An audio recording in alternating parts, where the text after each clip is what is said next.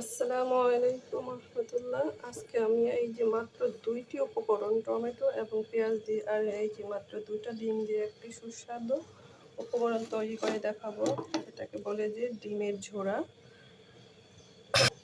এখন আমি রান্নাটা চড়িয়ে দেব, যেই কাজ সেই কথা। আমি এখন এই যে চুলায় বসে দিলাম কড়াইটা। বুঝলেন তো, যেই কাজ সেই কথা বলতে তো বুঝেছেনই আপনারা।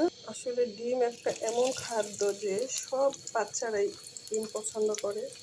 আর ডিম আপনি যেইভাবে রান্না করবেন সেইভাবে বাচ্চারা খেতে পছন্দ করবে। একদম সহজ। কি বাবা, আমরা তো রক্তে মাংস ভরা মানুষ, তাই আমাদের মুখ ফসকে অনেক সময় অনেক কিছু বের হয়ে আসে। আর আমরা তো মানুষ, বুঝছেন, আমাদের তো কখনোই মন ভরে না। আল্লাহ আমাদেরকে কখনো সন্তুষ্ট করতে পারে না। এই আমার কথাই ধরুন, এই রান্নাটা ছিল এক সময় আমার শখ। এখন শখ থেকে এটা এখন আমার একটা স্বপ্ন হয়ে গেছে।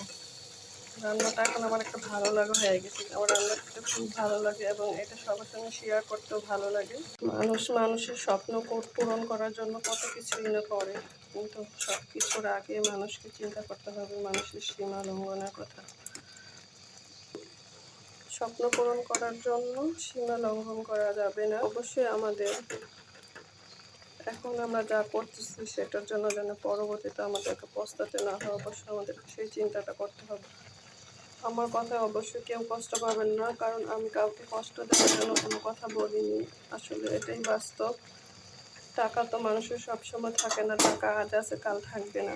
টাকা দিয়ে সব কিছু করাও যায় না। তবে আমাদের দৃষ্টিভঙ্গি বদলাতে হবে। অবশ্যই আমাদেরকে আখেরাতের কথা চিন্তা করে সব কিছু করতে হবে। একদিন আমাদের ভালো মন্দ সব কাজের জন্য আল্লাহ তাআলার কাছে জবাবদিহিতা করতে হবে এবং আল্লাহ তাআলা আমাদেরকে পাকড়াও করবে সেদিন। আল্লাহ যেন আমাদেরকে ভালোটা বোঝার তৌফিক দেয়, আমাদের হেফাজত করুন এবং সঠিক বোঝাটার তৌফিক দিন। সবাই বলি আমিন। কথা বলতে বলতে আমার ডিমের জোড়াটা হয়ে গেছে। আলহামদুলিল্লাহ, আমার রান্নাটা শেষ। সবাই দোয়া করবেন আমি যেন আমার পর্দাটা মেনটেন করে করতে পারি।